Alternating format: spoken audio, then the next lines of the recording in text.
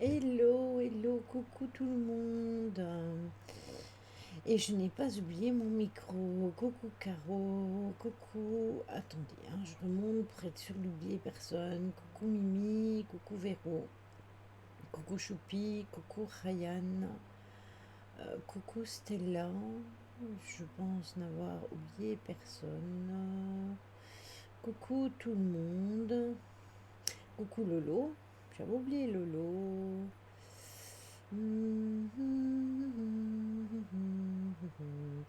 J'espère que vous allez bien, que vous n'avez pas trop chaud.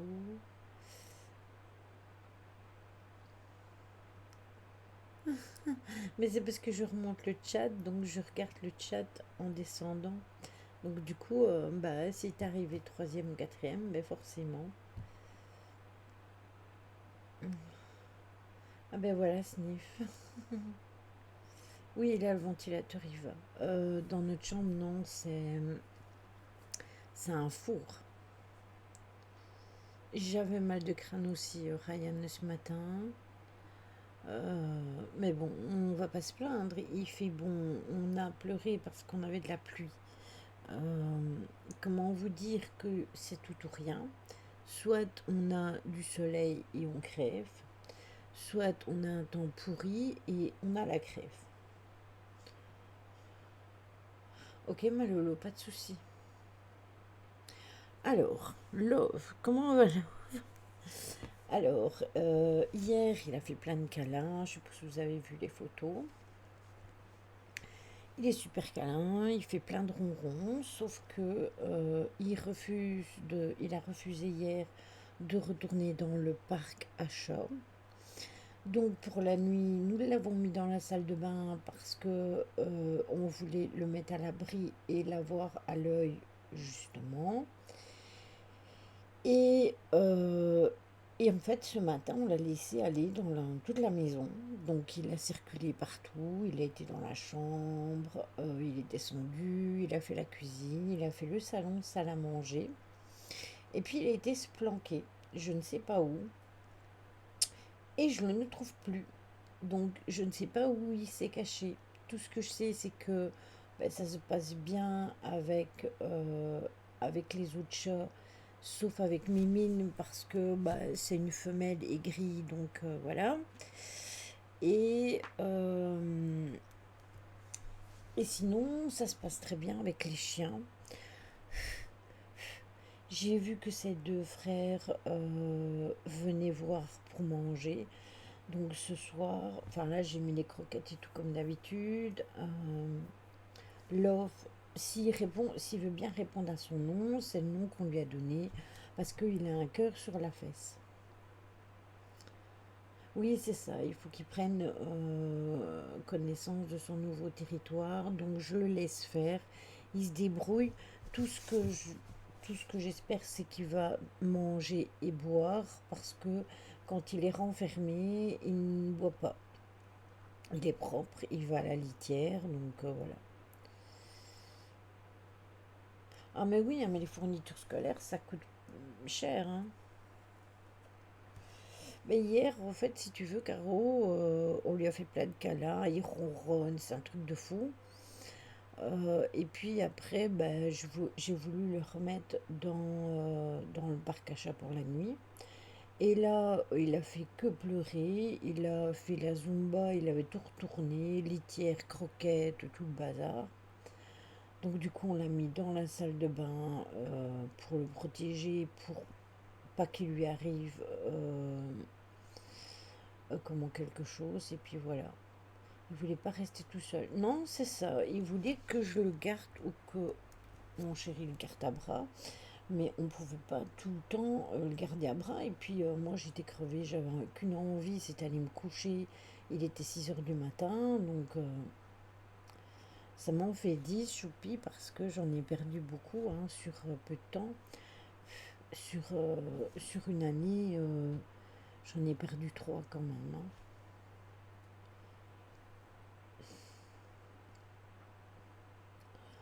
Après, chez vous, Lolo, vous n'avez pas une prime pour quand c'est la rentrée des classes?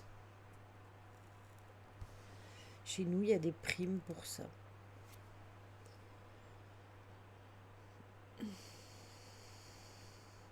Après, ben, je compte bien essayer d'attraper ces deux frères. Il y a encore deux tigrés aussi. Enfin, ils sont tous là, de toute manière. Jusqu'à un certain âge. À nous, c'est jusqu'à 18 ans, la prime. Oui, c'est ça, la CAF prime solaire. Prime solaire. Prime scolaire. Chez nous, c'est pas la CAF, mais on a une prime qui est avec les allocations familiales. Après, elle n'est pas super élevée, hein. Je vous avoue qu'elle couvrait de loin. Bah, il n'y avait jamais assez, mais bon. À nous, tout le monde là. La prime scolaire, tout le monde là. Tout enfant qui rentre à l'école là. Oui, il est tout petit, Ryan. On a eu 830 € pour deux enfants. Ah, quand même. Ah ouais, chez vous, vous avez... Nous, non, hein, on a une histoire de 100 € en plus des allocations familiales, hein. Au mois d'août, à la fin août. C'est tout, hein. On n'a rien de plus, hein. On n'a rien de plus. Avec 100 €, il faut tout acheter. Cartable, fournitures scolaires, etc. Donc voilà. Alors, comme c'était pas possible de faire l'enquête, on la fera la semaine prochaine. Je verrai avec Mimi comment on fera pour... Ouais, j'ai eu 100 € en plus. Bah voilà, tu vois, Mimi, ben, c'est ce que j'avais pour Hello, donc rien n'a changé, c'est toujours le même prix.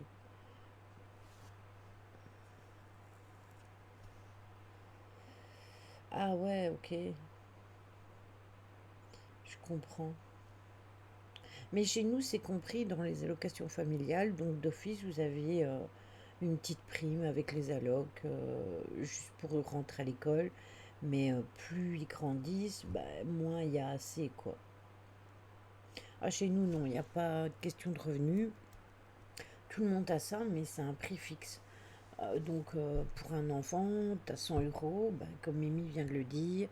Quand on a deux, bah, tu as deux fois 100 €. Et après, ça dépend de l'âge, hein. Quand ils sont ados, vous avez 100 €. Quand ils sont plus petits, vous avez 60, et puis 80, et ainsi de suite. Donc, voilà, voilà. Alors, comme c'était pas possible de faire l'enquête, malheureusement, aujourd'hui, euh, je verrai avec Mimi pour la semaine prochaine. Je ne vais pas encore vous dire de date, rien du tout, parce que ça dépendra aussi du temps. Euh, Moi, ils sont orange aussi, c'est le soleil qui se couche, Ryan.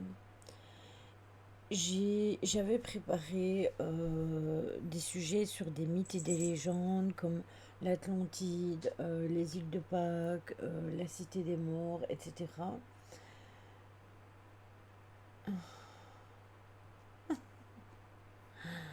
Ah, cache-toi, Ryan. Et attendez, je vais virer ça de mon écran parce que souvent ça m'énerve. Hop, voilà toi. Euh, et comme j'avais préparé ça il y a déjà un petit temps, que j'avais même pris des vidéos pour vous les montrer à chaque fin d'explication de chaque truc. Je me suis dit, bah, je vais pas me prendre la tête, on va rester sur des mythes et légendes ce soir. Donc, on va parler de l'Atlantide, on va parler des statues des îles de Pâques.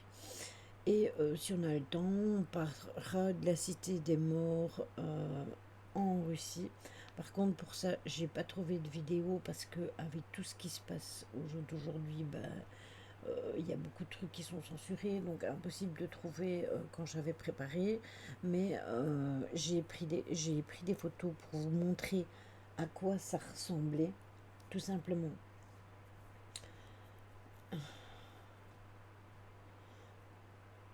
Mais chez nous, il n'y a rien de fourni, hein. Maman primaire, hein, tu dois tout acheter, hein.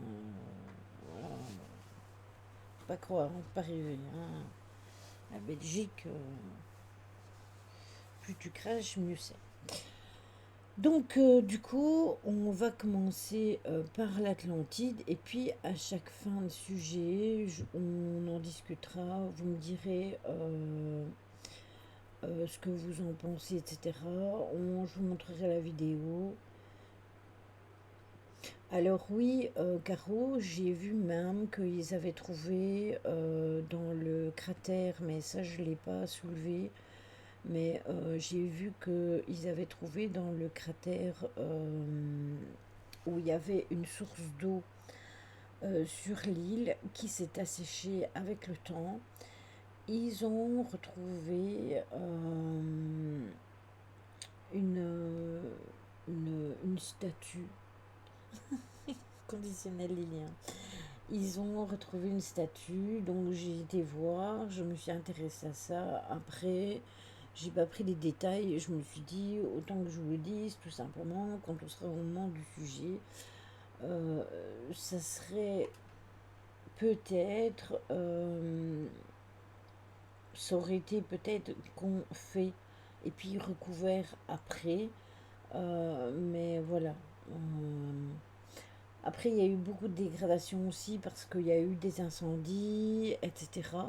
Donc, du coup, bah ouais, clairement, ça a pu abîmer certaines statues et j'ai pu relever aussi que apparemment il y aurait eu un accident, quelqu'un de l'île qui aurait pris une des statues en camionnette et ça aurait fait des gros dégâts.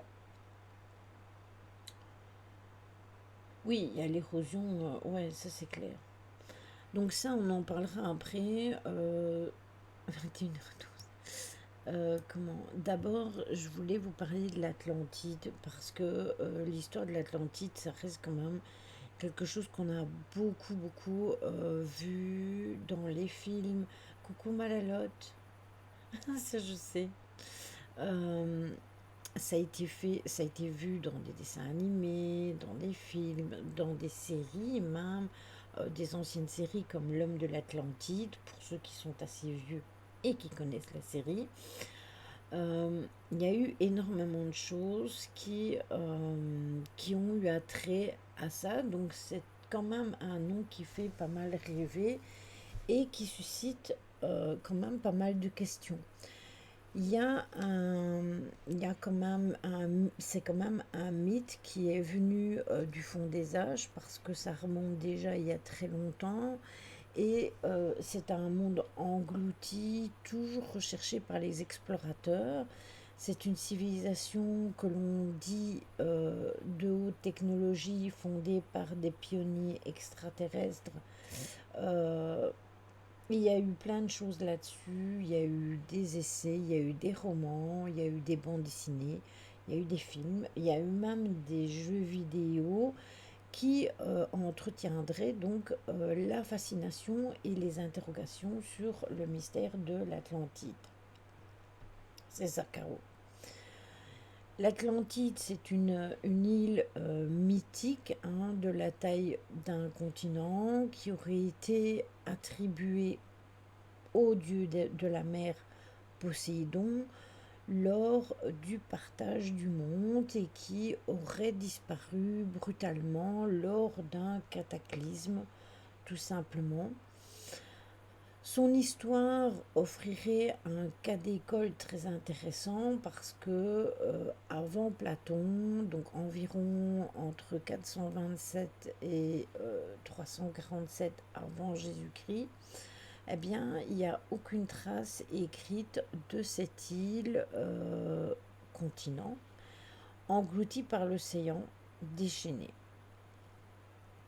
Après, toutes les sources sont tributaires de son récit et donc il semble donc légitime d'affirmer que le philosophe est peut-être l'inventeur de ce qui porte aujourd'hui l'étiquette d'un mythe, au même titre que d'autres fictions, comme le mythe d'Air à la fin de la République, par exemple.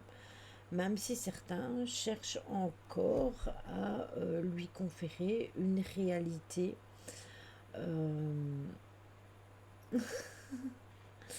euh, une réalité historiquement attestée.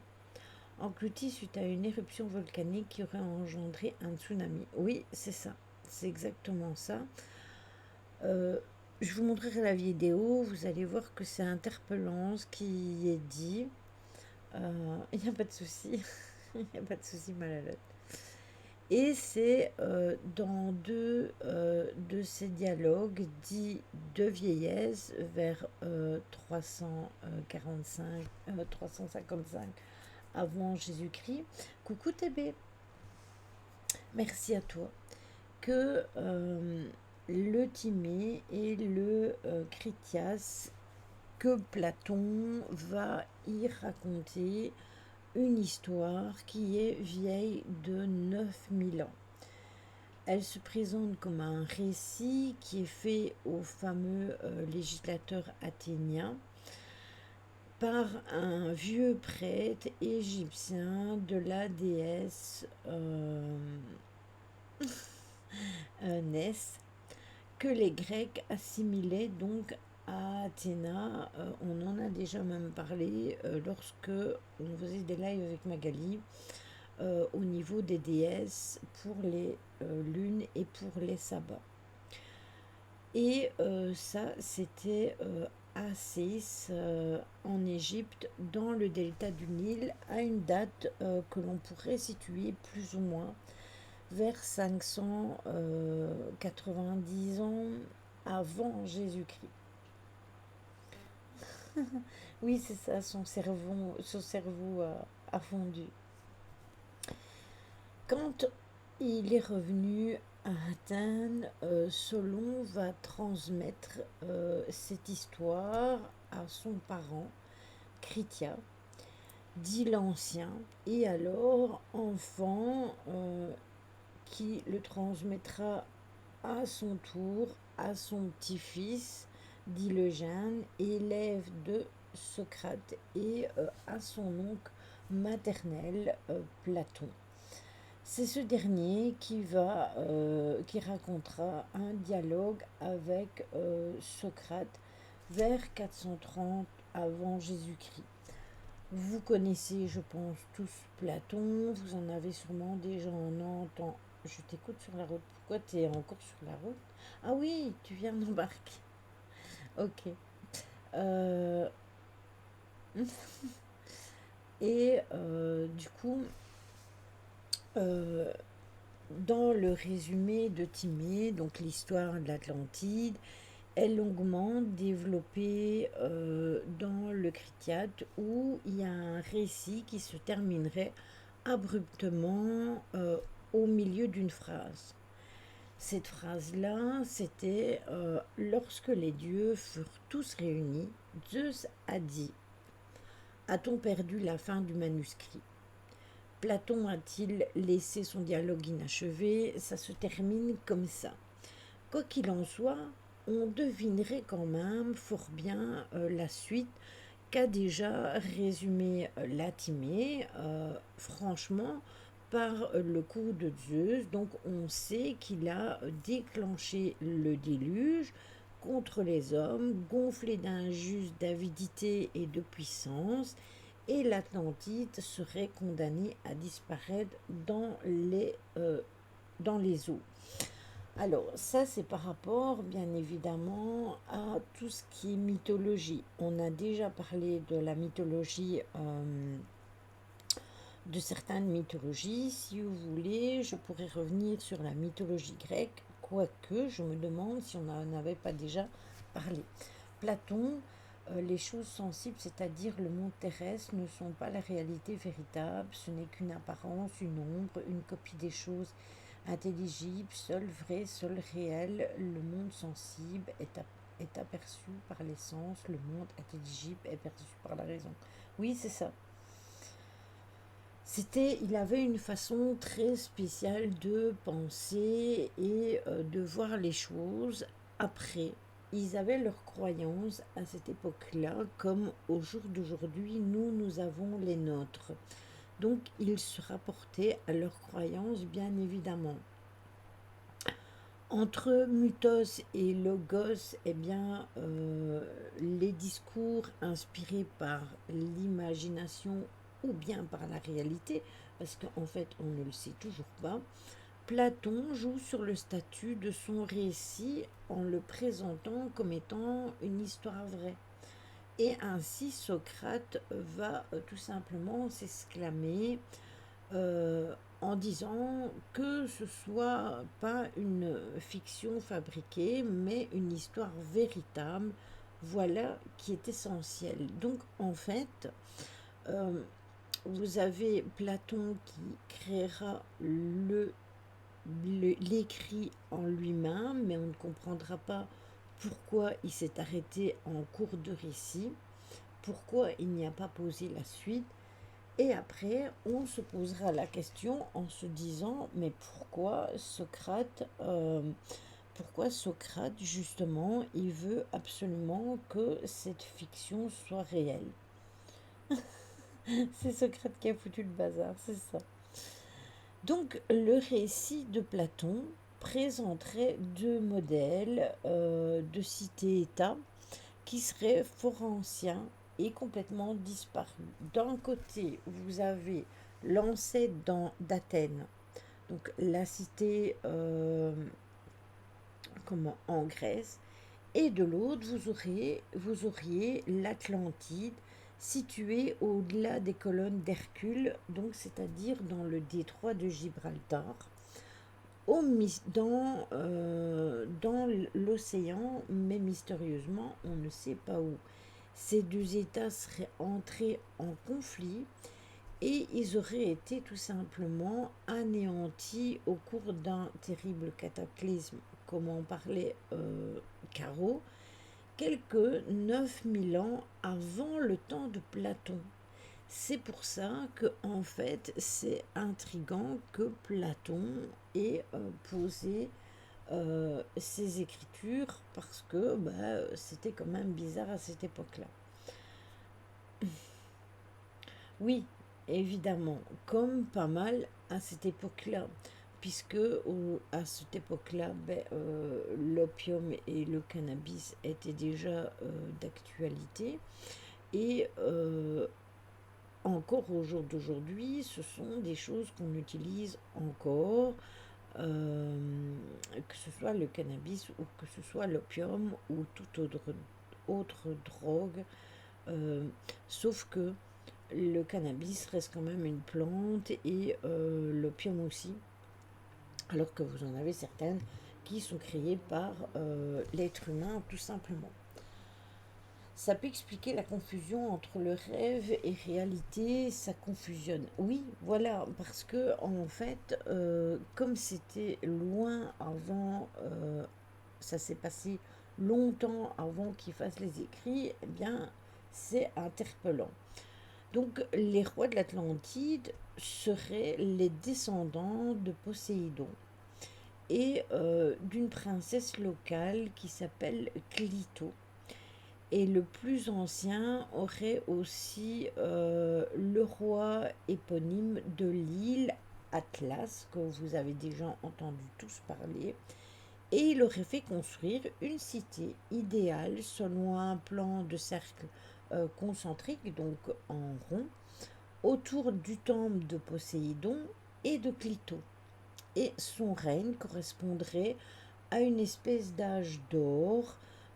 Les Atlants seraient vertueux, ils seraient justes, ils seraient gouvernés avec sagesse et modération, et la nature prévoirait généreusement à tous leurs besoins. Donc en fait, ils n'avaient pas besoin de grand-chose. Plusieurs générations se seraient succédées jusqu'au jour où ils ont été corrompus par l'orgueil de dominer. Ça ne vous rappelle rien cette histoire? Ils se seraient tout simplement abandonnés à de la frénésie de conquête. Ils auraient envahi l'Asie, les pays qui étaient dits aujourd'hui européens. Seul le récit de Platon, selon son récit, par contre, eh bien, ils auraient alors arrêté Tout simplement, ils auraient été arrêtés par une armée de combattants d'Athènes et les dieux, pour les punir, eh bien, tout simplement, euh, auraient déclenché un cataclysme qui aurait englouti tous les guerriers de l'Atlantide, mais aussi les guerriers de Athènes. Toujours pour le pouvoir et la richesse. Oui, et la richesse. Une chauve-souris a failli me tamponner. Attention, chauve-souris, Malolo. Faut pas leur faire de mal. C'est quoi cette histoire? T'es à pied? Il faut mettre des essuie-glaces. Donc c'est une histoire quand même. Oui, c'est ça, faut faire un constat. C'est une histoire quand même qui est riche en mystères, mais on ne sait pas vraiment les tenants et les aboutissants.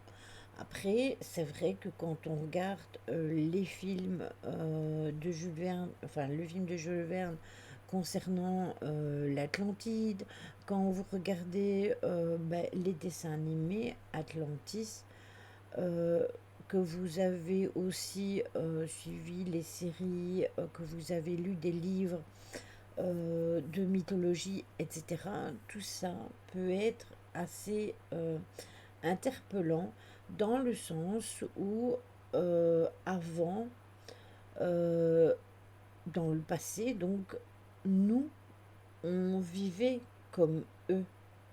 On avait tout ce qu'il nous fallait sur Terre pour être heureux. Donc si on veut tirer un peu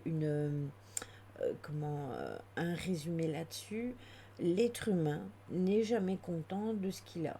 Parce que nous avions tout, et en fait, il nous a toujours fallu plus et encore plus jusqu'à ce que l'être humain crée l'argent et que justement il soit tributaire de cet argent.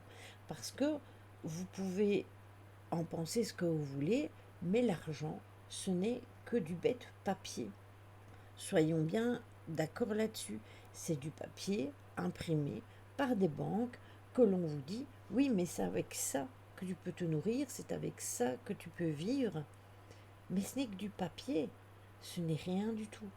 Et en fait, à ce moment-là, eux, ils voulaient envahir certains pays, euh, avoir d'autres terres, alors qu'ils avaient tout ce qu'il leur fallait.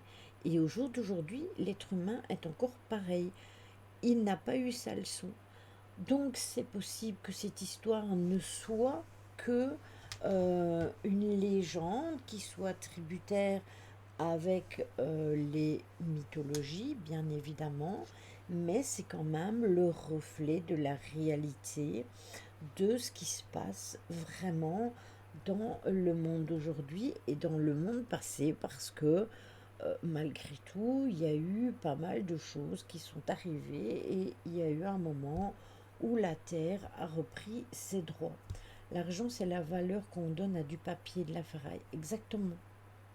Exactement. Et encore parce que dans le passé, quand il y avait argent, vous aviez les louis d'or, par exemple, eh bien, eux, c'était vraiment de l'argent qui était fait avec de l'or et qui était fondu comme ça.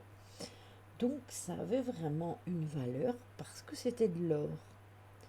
Au jour d'aujourd'hui, l'argent n'est plus fait d'or, ce n'est que du bête métal sur lequel on a apposé comment, des poinçonnages et tout ça, eh bien, on vous dit que c'est important pour vivre. Alors oui, parce qu'on vit dans un monde comme ça, mais au fur et à mesure du temps, ça devient une priorité parce que les gens ne rêvent que de ça et n'ont besoin que de ça. Combien de fois il y a des gens qui sont venus sur ma chaîne et qui m'ont dit, mais Lily, ta chaîne, comment ça se fait qu'on peut pas mettre de sub? Parce que j'ai pas mis les subs. Après, je me débrouille comme tout le monde. Quand, euh, quand je fais des enquêtes et que j'achète du matériel ou qu'on a du matériel ici pour le streaming, eh bien, on met la main à notre poche, mais on met de côté pour ça avec mon mari, pour pouvoir s'en sortir et pour pouvoir le faire. Donc, quelque part, oui, je ne vous demande rien, mais est-ce que quelque part, parfois, je n'ai pas...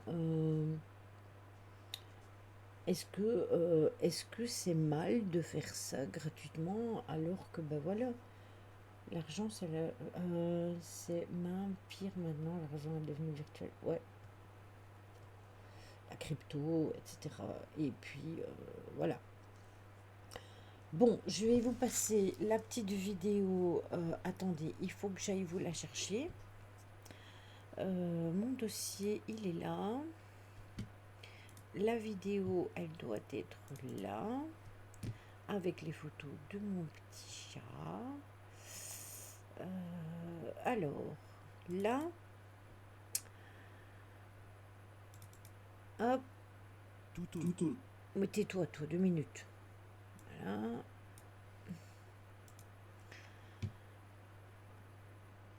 Même avec les cartes bleues, un coup de main serait bienvenu et mérité aussi. Oui, mais en fait, Malalotte, ce que moi je veux vous faire comprendre, c'est que en fait, je préfère me débrouiller par moi-même avec mon mari, plutôt, d'ailleurs je t'en remercie Malalotte, plutôt que de vous demander après, comme on en a parlé avec Caro, clairement, pour les guidances, je me pose bien des questions. Alors, ça n'a rien à voir avec le live, hein, on est bien d'accord, mais j'ai remarqué que quand je fais des lives, j'ai les personnes habituelles qui sont là. Et quand je fais des live guidance, eh bien, il y a plus de personnes qui sont là, qui ne prennent pas le temps de venir. Donc, on y a déjà pensé. Avec Caro, on en parlait il n'y a pas si longtemps que ça, justement, de peut-être faire mes guidances payantes sur TikTok ou en privé avec mon lien PayPal. Parce que au final, c'est vrai que je fais toujours tout gratuit. Voilà. Là, je vais faire le concours, je vous l'ai promis, je l'ai préparé et tout. Il faut que je trouve un sujet pour vous faire ça. Mais j'ai remarqué qu'on a déjà été 30 pour un live guidance. Aujourd'hui, c'était prévu une enquête. Tout le monde n'est pas sur le Discord, donc tout le monde ne le sait pas que je n'ai pas fait l'enquête. Et regardez, on est 12, 13. Et on est sur un sujet. Voilà. Donc, c'est ça, Malalotte. C'est exactement ça.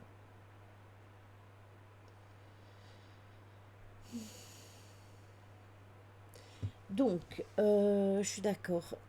Donc, attendez, il faut que je vous change de machin. Tac. Que je vous mette là. Que je fasse la capture. Modifier. Changer parce que c'est toujours sur le jeu. Voilà. Hop. Enregistrer. Je vous mets la petite vidéo. Si vous avez des questions, n'hésitez pas. Elle fait 8 minutes 30, donc c'est pas trop long. Je prends pas des vidéos trop longues, mais il y a des belles explications et je le trouvais intéressant. Tout au long de l'histoire, les gens ont été obsédés par la recherche de preuves tangibles qui justifient l'existence réelle et l'emplacement exact de la légendaire cité de l'Atlantide. Plusieurs films tels que Aquaman 2018, Voyage au centre de la Terre 2 2012, le long métrage animé Atlantide, l'Empire perdu en 2001 et bien d'autres s'accordent à dire que les vestiges de cette cité existent sous nos océans et ont donc tenté de recréer la magnificence et la beauté de cette île supposée exister autrefois. Cependant, la plupart des chercheurs ne sont pas de cet avis et pensent que l'Atlantide n'était qu'une création fictive du philosophe grec Platon, destinée à transmettre ses pensées philosophiques. Les questions qui se posent sont les suivantes. L'Atlantide a-t-elle existé? Où se trouvait l'Atlantide? Quels documents attestent de l'existence d'une telle cité? Comment était la vie en Atlantide? Comment a-t-elle disparu? Le monde serait-il resté le même si elle avait encore existé? Mais avant cela, comment le monde moderne a-t-il appris l'existence de l'Atlantide?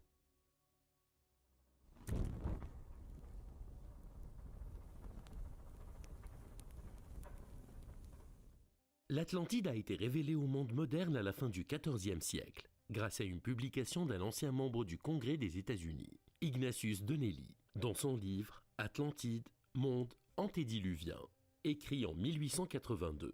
L'ex-député raconte l'histoire d'une ville et d'un empire disparu depuis longtemps, qui portait le nom d'Atlantide, mais qui ont finalement sombré au fond de l'océan Atlantique. Avant cette date, l'Atlantide était généralement considérée comme une fable inventée par Platon, afin d'enseigner aux gens de son époque des leçons philosophiques et morales essentielles. Mais Ignace soutenait que l'Atlantide n'était pas seulement une légende, mais un empire bien réel, historiquement existant, qui excellait dans divers domaines tels que la métallurgie, l'agriculture, l'architecture et le langage, entre autres. Cela soulève donc la question suivante. Comment était la vie en Atlantide? La plus ancienne trace connue de l'existence de l'Atlantide est contenue dans les 2 dialogues de Platon, écrits il y a plus de 2300 ans, intitulés Timée et Chrysias. Ils relatent tous deux l'existence d'une île magnifique située juste à l'extérieur du pilier d'Hercule, qui désigne le détroit de Gibraltar. L'Atlantide a été fondée par le dieu grec Poséidon, qui a fait de son fils mi-dieu, mi-homme, Atlas, le premier roi de l'île. La ville Atlantide et l'océan Atlantique tirent tous deux leur nom de ce premier roi. Grâce à leur progrès technologique inégalé, les Atlantes disposaient d'une formidable flotte navale et se sont rapidement transformés en un empire dont on dit qu'il était plus grand que la Libye et l'Asie mineure réunies. Ils ont rapidement conquis toutes les îles voisines de la Méditerranée, certaines parties de l'Afrique, comme l'Égypte et l'Europe, jusqu'à l'Italie étrusque. Si Athènes n'avait pas été le fer de lance d'une alliance qui a repoussé l'attaque contre les cités-États grecs, ils auraient également conquis toute la Grèce. Comme l'indique worldhistory.org et National Geographic, l'Atlantide disposait de nourriture en abondance, de métaux précieux tels que l'or, l'argent, le bronze, le zinc, etc. À tel point que le temple de Poséidon qui se trouvait au centre de la ville était décoré d'argent. Le toit était en ivoire et les statues sur les murs en or pur. Ils avaient aussi des animaux exotiques comme des éléphants et jusqu'à 10 000 chars féroces. C'était la superpuissance mondiale suprême. Malgré tout cela, ils ont connu une fin abrupte. En l'espace d'un jour et d'une nuit, l'Atlantide a été engloutie sous l'océan à la suite de plusieurs tremblements de terre et d'éruptions volcaniques massives qui ont anéanti l'île. Platon pense qu'il s'agit d'une punition des dieux contre l'Atlantide pour l'insolence, l'orgueil, la dégradation morale et l'appétit insatiable de l'Empire pour l'acquisition d'autres terres. Quant à la date exacte de cet événement, Platon affirme que le naufrage a eu lieu environ 9400 ans avant son époque. Si tu ajoutes cela à l'époque où Platon a raconté l'histoire, vers 360 avant Jésus-Christ, cela fait plus de 2300 ans, plus les 9400 ans cités à l'origine par Platon comme la période où le naufrage a eu lieu. Cela signifie que l'Atlantide a disparu il y a 11 700 ans. Cependant, d'autres sources affirment qu'elle a coulé environ 9000 ans avant Jésus-Christ. Il est toutefois surprenant de constater que le récit de Platon est la seule et la plus ancienne trace historique d'un empire aussi vaste. Platon affirmait que l'histoire était à l'origine grecque, mais qu'elle a été oubliée jusqu'à ce qu'elle soit racontée par des prêtres égyptiens à Solon, un célèbre homme d'État grec qui, selon Platon, s'est porté garant de la véracité de l'histoire. Alors, une cité nommée Atlantide a-t-elle jamais existé? Plusieurs théories abondent pour répondre à cette question. Si plusieurs historiens et chercheurs pensent que l'Atlantide a bel et bien existé, certains pensent que les récits ont été inspirés par des événements similaires, réellement advenus, qui n'étaient pas exactement les mêmes que ceux de l'Atlantide de Platon. La troisième catégorie de chercheurs appartient à ceux qui considèrent l'Atlantide comme une simple fiction inventée par Platon. Les chercheurs de la deuxième catégorie ont donc élaboré des théories expliquant que l'Atlantide est une fiction inspirée d'autres événements historiques similaires. Quelles sont les plus populaires de ces histoires? Certains citent des histoires telles que la civilisation minoenne, qui était composée de 2 îles grecques principales dans la mer Égée, la Crète et Terra, aujourd'hui Santorin, et qui a prospéré de 2500 à environ 1600 avant Jésus-Christ. Ce qui a pu participer à confondre cette civilisation avec celle de l'Atlantide, c'est que les archives égyptiennes racontent qu'aux alentours de 1500 avant Jésus-Christ, un tremblement de terre dévastateur a secoué l'île volcanique de Terra, au point de provoquer plusieurs tsunamis et une éruption volcanique qui a craché 10 millions de tonnes de roches, de gaz et de cendres dans l'atmosphère anéantissant ainsi les cités minoennes. Selon une autre théorie, l'histoire du naufrage de l'Atlantide pourrait avoir été alimentée par l'inondation de la mer Noire, qui a eu lieu vers 5600 avant Jésus-Christ. Les civilisations qui se sont développées sur les rives de la mer Noire à cette époque ont été submergées et détruites lorsque la mer Noire, à l'origine d'eau douce, a été inondée d'eau salée, probablement au moins d'1 an après la rupture du Bosphore par la mer Méditerranée. Les personnes qui ont échappé à ce désastre ont peut-être répandu la nouvelle qui est maintenant interprétée comme l'Atlantide. Malgré les théories de certains, d'autres chercheurs et scientifiques continuent de penser qu'une cité distincte appelée Atlantide a bien existé. Ce sont ces personnes qui ont désigné plusieurs endroits comme étant le site où l'Atlantide a été engloutie. La majorité d'entre eux ont tendance à suivre l'emplacement traditionnel de Platon, selon lequel l'Atlantide se trouve dans l'océan Atlantique, qui porte le nom de la ville, juste au-delà des piliers d'Hercule ou du détroit de Gibraltar. Britannica.com propose même une carte d'origine égyptienne tirée du livre d'Athanasius Kircher, Mundus Subterraneus, monde souterrain, écrit en 1664, qui atteste de l'existence de l'Atlantide. D'autres, comme Charles Berlitz dans les années 1970, ont affirmé qu'elle était située au large des Bahamas et qu'elle avait dû être victime du triangle des Bermudes. D'autres encore, comme Charles Hapgood, qui a présenté les travaux d'Albert Einstein en préface de son livre Earth-Shifting Crust en 1958, soutiennent que l'Atlantide se trouvait en Antarctique il y a environ 12 000 ans, lorsque le continent était plus tempéré. Selon la personne à qui tu poses la question, certains affirment que l'Atlantide peut se trouver à Malte, en Sardaigne, aux Açores, aux Bahamas, en Crète, au Sahara, à Bimini, en Amérique du Sud, à Chypre, en Irlande, en Russie, en Ukraine, etc. L'Atlantide, telle que décrite par Platon, est en effet un empire fascinant et magnifique, que nous aurions aimé voir. Si elle existait encore aujourd'hui, elle aurait été comme le Wakanda fictif de Black Panther, qui est technologiquement bien plus avancé que ses contemporains. Que l'Atlantide était réelle ou fictive, le débat se poursuit depuis des siècles. Et qui sait, tout comme Troie qui était considérée comme une invention d'Homère dans l'Iliade jusqu'en 1871, l'Atlantide pourrait aussi, un jour, être prouvée comme ayant réellement existé.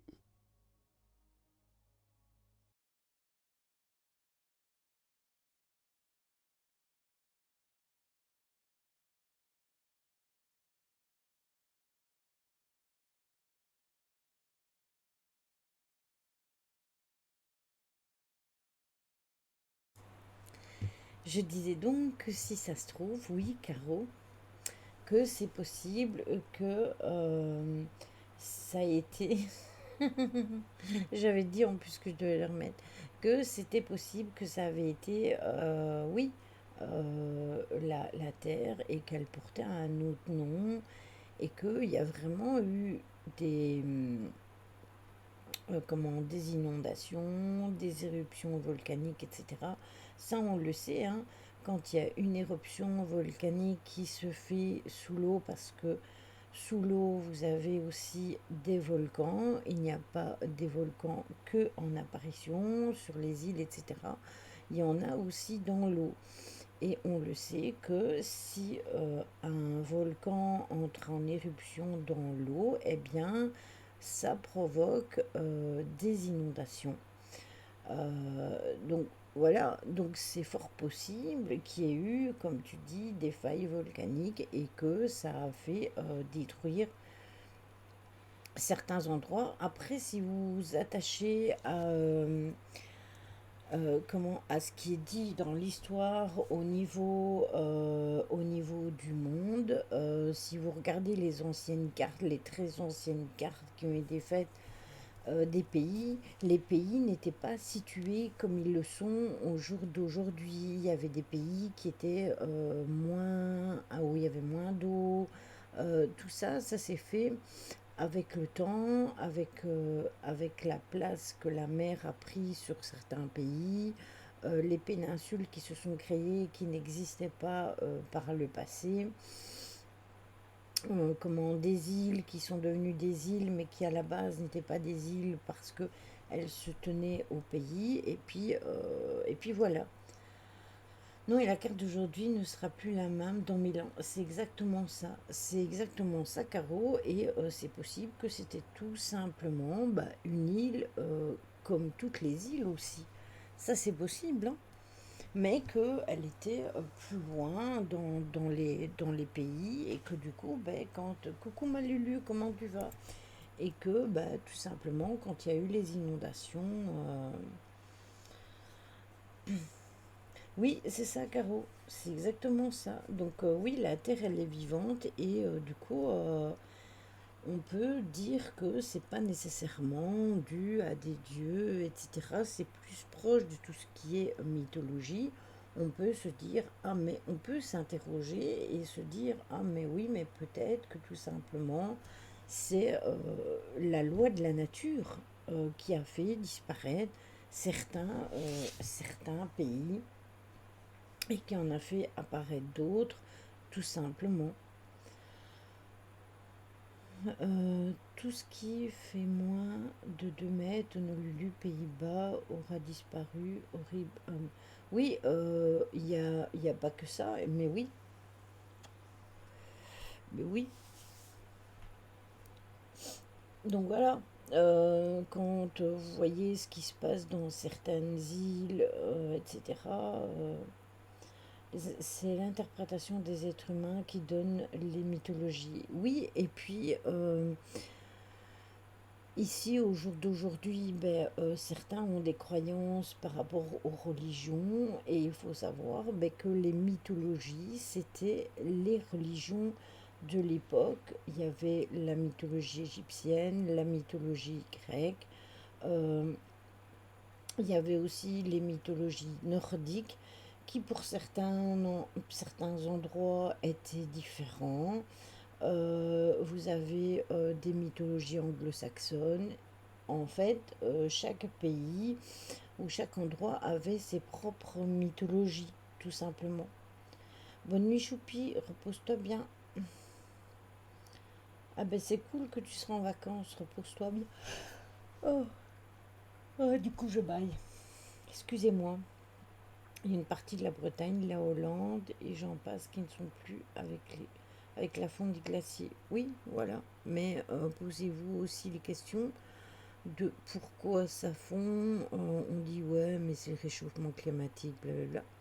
Mais c'est peut-être juste parce que ça doit se passer comme ça.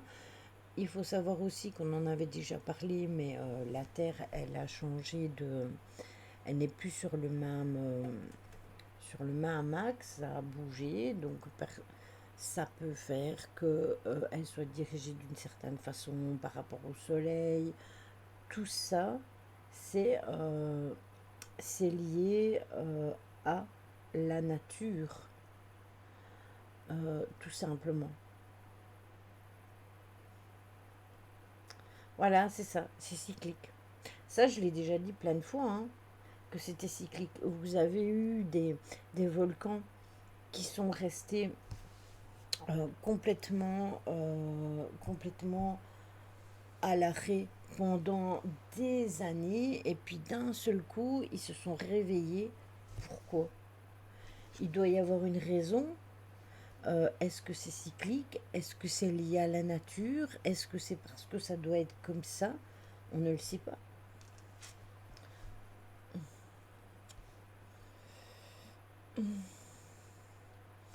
J'ai eu une dure journée aujourd'hui, mes grands-parents demain, j'ai dû faire les valises, plus le boulot, 6h30, 15h. Ah oui, c'est...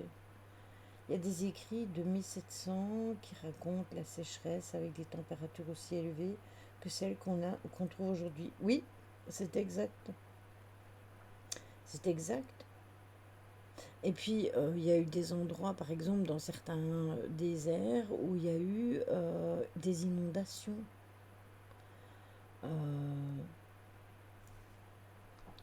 Pourquoi il n'y a pas eu d'eau pendant aussi longtemps et puis d'un seul coup, il y a de l'eau? Bah, parce que c'est comme ça. Oui, voilà, il y a eu de la neige en Afrique.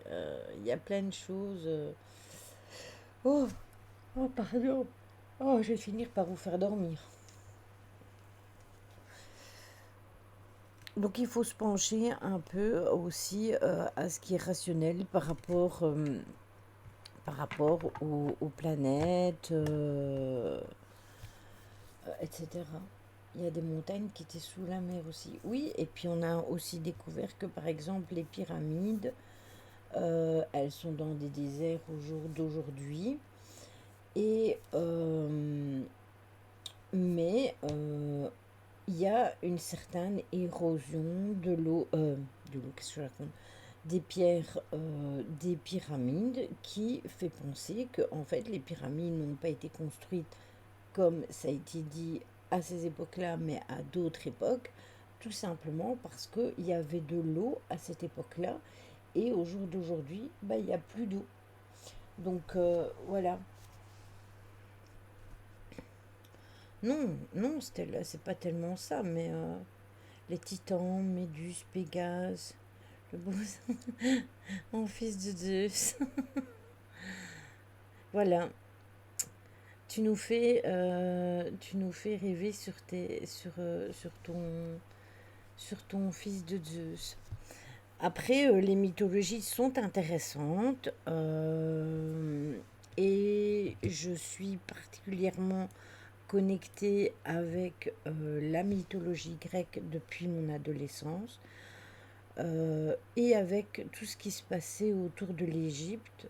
Quand j'étais jeune, j'ai fait un exposé sur l'Égypte et j'ai lu très jeune tout ce qui était mythologie grecque parce que ça m'intéressait énormément et que ça me faisait écho énormément tout ce qui se passait, enfin tout ce qui était connecté avec les mythologies.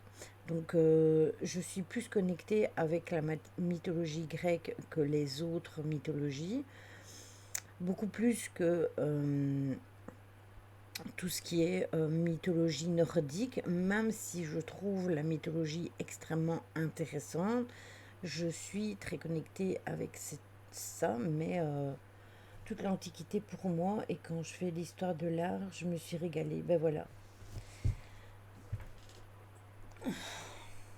Après, où ça m'a pas mal plu aussi, c'est tout ce qui était connecté, Caro, au temps des châteaux forts, avec les problèmes avec les chevaliers, les Atlantiques, qu'est-ce que je raconte, les hérétiques, etc.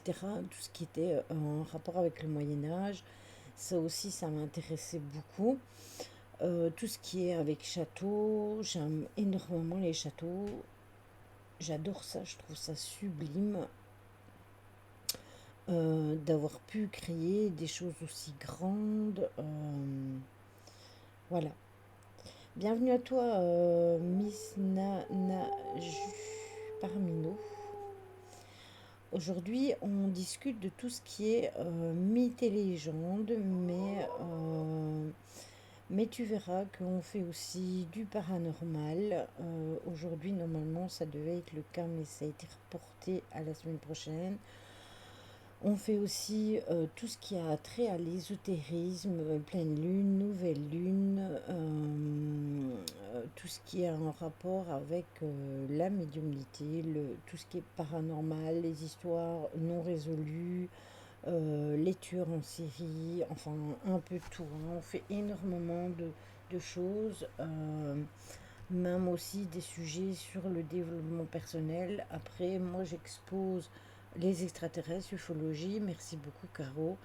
Il y a énormément de choses que l'on aborde et qu'on essaye d'aller un petit peu au fond des choses pour comprendre le pourquoi du comment. Un extincteur peut-être. Oh malalote. J'ai horriblement. Alors, depuis, il a fait très très chaud au mois de juin. J'ai pas eu une seule fois mal les chevilles et mon genou. Mais depuis hier, c'est horrible. Merci, merci, ça a l'air super intéressant. Tout ça, c'est tellement original de voir ce style de contenu sur Twitch. Alors oui, c'est vrai. C'est vrai, on n'est pas nombreux. Après, bah, j'ai mon collègue Simia qui fait du paranormal. Mais aussi des sujets, etc. Mais après, je ne connais pas vraiment énormément de personnes euh, qui s'y arrêtent. Il y avait mon ami Jonathan, l'œil dans l'art, mais pour le moment, il ne stream plus du tout depuis très longtemps. Et puis voilà. Donc, comme dit Caro, installe-toi, n'hésite pas à poser les questions. Si tu as des questions, je réponds toujours à toutes les questions. Et si je suis en train de parler à un moment et que tu poses une question et que moi je ne le vois pas, mes modos interagiront, ils te répondront ou ils me mettront en avant ta question. Donc il n'y a aucun souci là-dessus.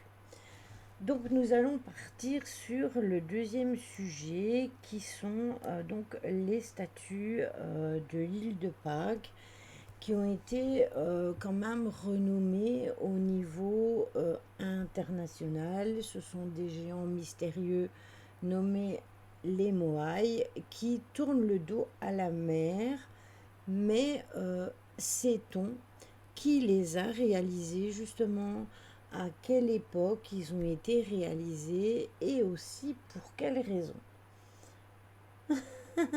Oui, voilà, c'est ça. C'est ça, Caro. Oui, mais de toute façon, même si vous n'avez pas la réponse à la question, ben, si moi je ne l'ai pas vue, vous me la remettez ou vous me dites de remonter et je vais voir la question ben, comme d'habitude en fait. Donc l'île de Pâques, c'est une petite île qui est située dans le sud-est de l'océan Pacifique. Elle a été découverte au XVIIIe siècle et les célèbres géants de l'île de Pâques sont des centaines de monolithes qui ont été sculptés et qui ont été alignés dans une carrière de l'île. Attention parce que le dernier qui n'a pas été sympa, regarde ce que Lily en a fait sur la chaîne. Ah malalote. Oui, c'est vrai. Merci Véro de revenir là-dessus. C'est vrai, je stream le lundi, le mercredi et le vendredi. Parfois le samedi quand on fait les enquêtes paranormales le samedi, mais on essaye de les faire de la semaine. Après, si on n'a plus le temps de les faire de la semaine, on reviendra sur les samedis. Ça, je dois voir avec ma coéquipière, tout simplement. Et je t'invite à rejoindre le Discord parce que c'est là que je mets toutes les informations, mais aussi où tu peux retrouver toutes les publications dans les articles de mon ancien blog, puisqu'au jour d'aujourd'hui, il n'existe plus, tous les articles sont dans le blog, et où tu peux retrouver aussi les articles de pleine lune et de nouvelle lune, avec les horoscopes, avec les rituels qui vont avec les lunes, et aussi les sabbats. Voilà. Donc, les géants de l'île de Pâques n'ont cessé d'étonner et de questionner les gens. Leurs secrets, bien évidemment, sont bien gardés. Et jusqu'ici, personne ne peut certifier avec précision qui les a sculptés. Merci, merci Malalotte. Bah, j'ai changé et je pense que je vais l'adopter un petit moment parce que je trouve que justement, contrairement au violet où j'avais énormément de mal à laisser mes cheveux s'imbiber, apparemment avec le bleu ça tient vraiment bien. Oui, c'est ça. On sait au jour d'aujourd'hui, comme je vous le disais tout à l'heure, que certains ont été enterrés. Alors, enterrés, est-ce qu'ils ont été enterrés par l'homme? Est-ce qu'ils auraient été enterrés par des éruptions volcaniques ou quels qu'ils soient? On ne le sait pas. Comme je vous le disais en début de stream, j'ai vu l'information comme quoi en 2023, dans un cratère où il y avait de l'eau, justement, l'eau s'est évaporée, l'eau est partie, déjà par les êtres humains, mais aussi de par le temps, etc. C'était un petit lac et il s'est complètement desséché. Et justement, ils ont découvert une statue qui était enterrée, mais qui n'était pas du même minéraux apparemment que les autres. C'est vrai qu'ils sont trop bien aussi. Moi, mes cheveux sont tellement abîmés que je pourrais pas faire ça. Ben, en fait, moi, je les ai décolorés, tu vois, Miss Nana.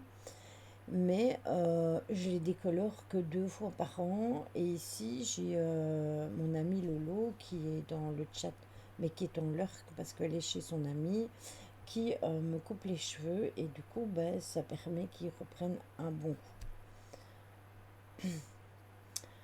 Bah, Lily, si c'était par éruption dans les statues, aurait été enterrée. Or, c'est pas le cas. Bah, en fait, ce qui est troublant, Caro, c'est que la statue, on l'a retrouvée dans un ancien volcan.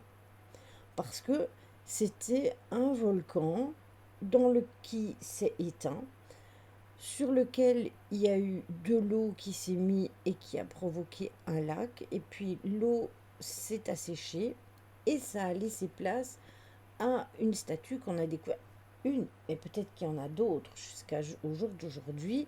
Il semblerait qu'ils en aient retrouvé qu'une. On ne sait pas ce qu'ils vont retrouver dans l'avenir. Peut-être qu'il y en a d'autres et peut-être qu'ils trouveront pourquoi. Une statue jetée au volcan à la place d'un être humain. C'est possible. C'est possible. Coucou Natacha. Donc, les statues de l'île de Pâques sont dédiées aux cultes ancestraux, excusez-moi, et suite à la découverte des os et de par leur forme rappelant des personnages, il serait probable que les statues de l'île de Pâques auraient été sculptées pour célébrer euh, comment, des cultes religieux. Ce seraient des géants à forme humaine qui tourneraient le dos, donc ils tournent le dos à l'océan, et ils serviraient sûrement à célébrer peut-être les dieux euh, de la population de l'île de Pâques. Beaucoup de statues n'ont pas été finalisées et demeurent inachevées dans les carrières aussi. C'est vrai que les masques, ça fait du bien aux yeux. Oui, les masques en gel, tu parles. Ah, aux cheveux. Oh là là. Oh, Lily.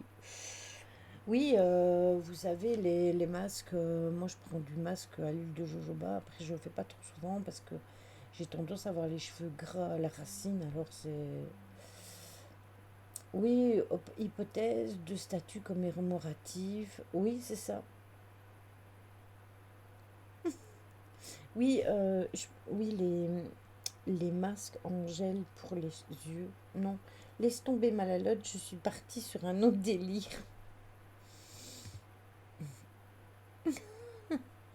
Mais il faut pas mettre le masque à la racine, enfin, oui, mais quand tu les rinces, bah il y en a qui vont à la racine et après c'est tout gras ici et j'aime pas trop. Ah, elle se fout de moi, Malalotte, elle a mangé un clown aujourd'hui. Donc il y a plein de mystères autour de cette île-là et les statues de l'île de Pâques ne seraient pas les seuls euh, comme mystère dans cette île-là parce qu'il existe aussi des tablettes de bois qui ont été couvertes d'une écriture locale sous forme de signes et ces tablettes seraient désormais détenues par le Vatican. Et les signes n'auraient toujours pas été décryptés malgré l'utilisation de puissants programmes informatiques. Je vais devoir sortir le taser. Le fouet. Le fouet, Caro. Donc, en fait, c'est intéressant. Petite question quand je débarque. Lily, tu es belge. Je suis belge. Je reconnais un petit. Oui, je suis belge. Miss Nana. Je suis belge. Tu vois, on aborde même la cosmétique chez lui. Oui, mais chez moi, on aborde tout, hein. Même la nourriture, tout, hein. Vraiment tout. Tout est sujet à conversation et à discussion. Et il y a mon chachou, il est mort de chaud.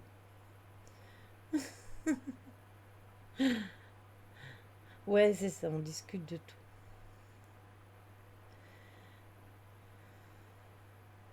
Oui, après, parfois on dévie un petit peu aussi sur tout ce qui est du monde aujourd'hui. Quand on parle plus sur l'ufologie, etc., bien souvent on dérape un peu sur les faits qui se passent dans le monde, etc. Après, moi, j'ai pas vraiment de tabou. Je dis comme je ressens les choses et comment, pour moi, la vérité se pose à moi. Après, chacun est libre de penser comme il le veut et d'en tirer les conclusions par lui-même, bien évidemment.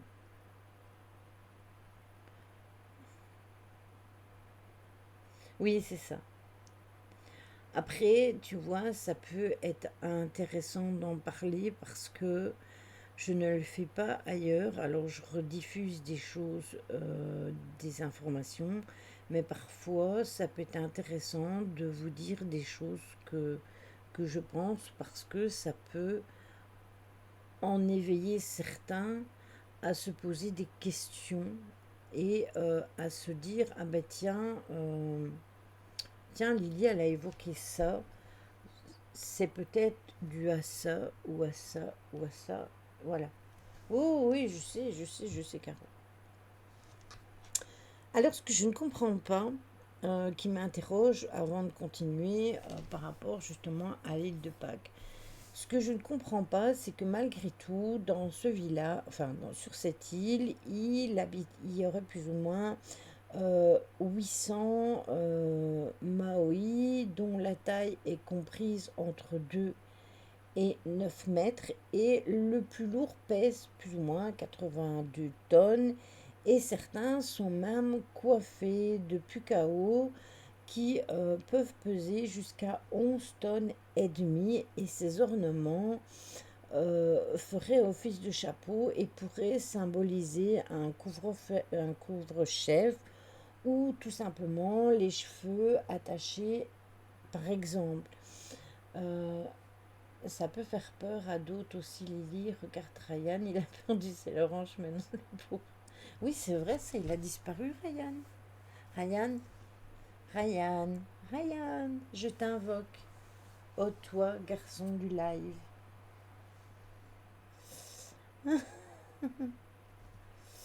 Qu'est-ce qu'elle a dit? Patati et patata. Donc oui, je suis d'accord avec toi. Après, Ryan se posait des questions déjà avant. Et puis, ben, je lui ai fait comprendre certaines choses et au jour d'aujourd'hui, il regarde plus souvent le ciel qu'avant en se posant les questions.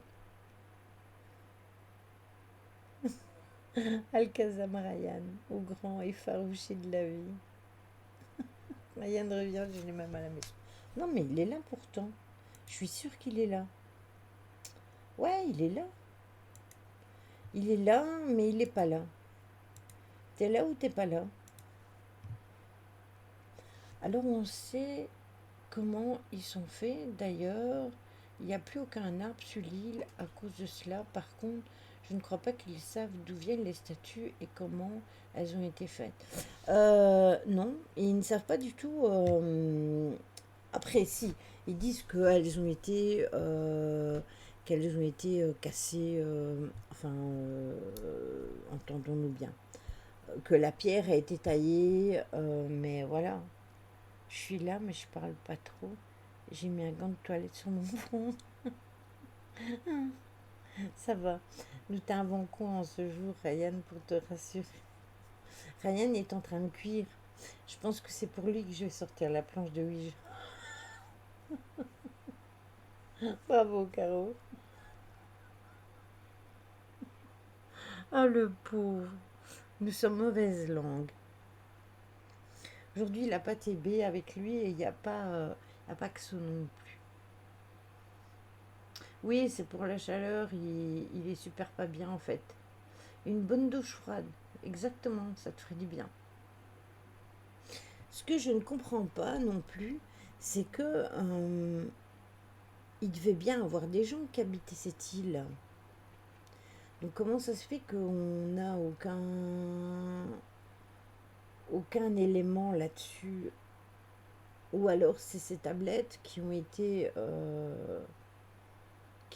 prises par le Vatican et ça pour récupérer. Hein.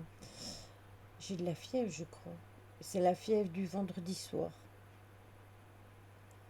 Oui, essaye de prendre une douche tiède pour faire redescendre ta température. Parce que moi, clairement aussi, hein, tu sais, quand j'ai chaud, j'ai l'impression que j'ai de la fièvre. Mais je n'ai pas de fièvre, hein, c'est juste la chaleur. D'ailleurs, là,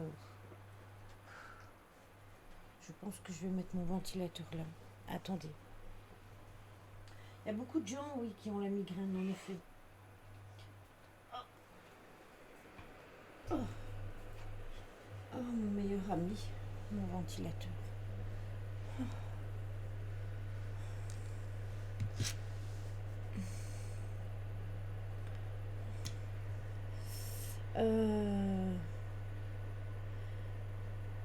Peut-être que tu dois prendre une douche tiède pour faire redescendre la température de ton corps, parce que c'est juste peut-être parce que tu as trop chaud et que tu as besoin de faire descendre ta température tout simplement de par la chaleur. Un bon système aussi, et ça je peux vous le dire, c'est que quand vous avez très chaud, si vous n'avez pas le temps de vous prendre une douche ou quoi, vous pouvez mouiller vos cheveux. Parce que le fait de mouiller les cheveux, ça rafraîchit tout le corps.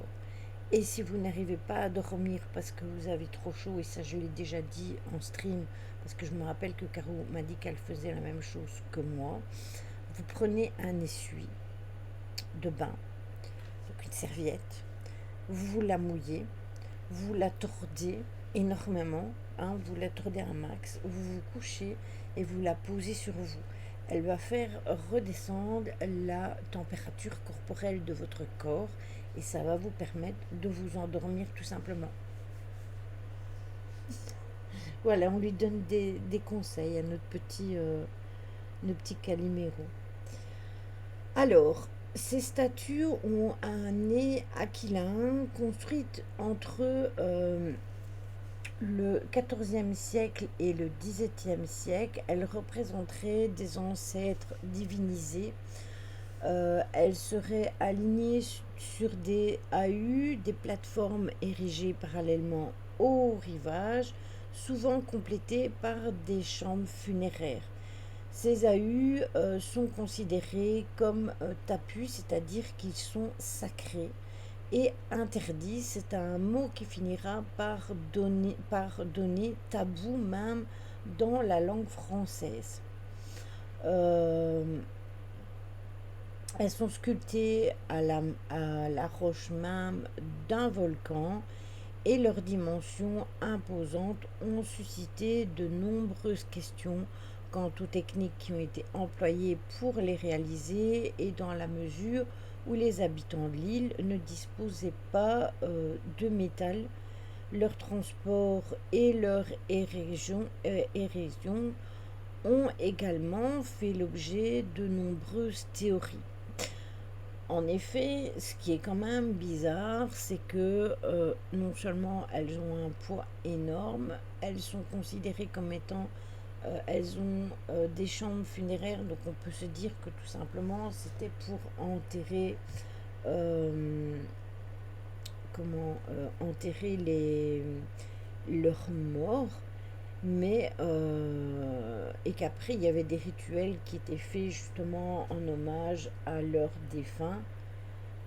Oui, c'est ça, leur érection. Pourquoi? C'est parce que j'ai dit. Un peu comme quand vous regardez en Égypte les pyramides pour les défunts. Parce que les pyramides, c'était aussi à plus grande échelle, bien évidemment, mais ça a quand même été construit pour servir de caveau à des rois, etc. Tu as mangé le mot. Ça m'arrive quand je suis un peu fatiguée. Donc, c'est possible que ce soit ça. Après, clairement, il faut savoir qu'à l'heure actuelle, il y a des chercheurs qui auraient établi que les Pascuans avaient recours à des ciseaux, à des haches en pierre taillées sans manche, comme nos ancêtres, qui étaient appelés des toki, et il y avait des dizaines de ces outils qui ont été retrouvés dans une carrière euh, du Rano Raraku et un volcan situé dans le nord de l'île où les moés étaient justement sculptés à même la roche. Oui, mais manger l'érection en plein live, Lily, un peu de...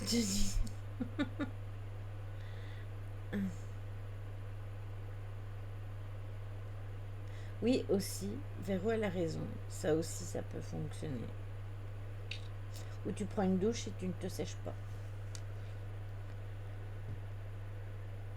C'est ça, c'est toujours risqué. C'est le t-shirt mouillé, on peut attraper quelque chose de mauvais, un rhume, une bronchite, etc.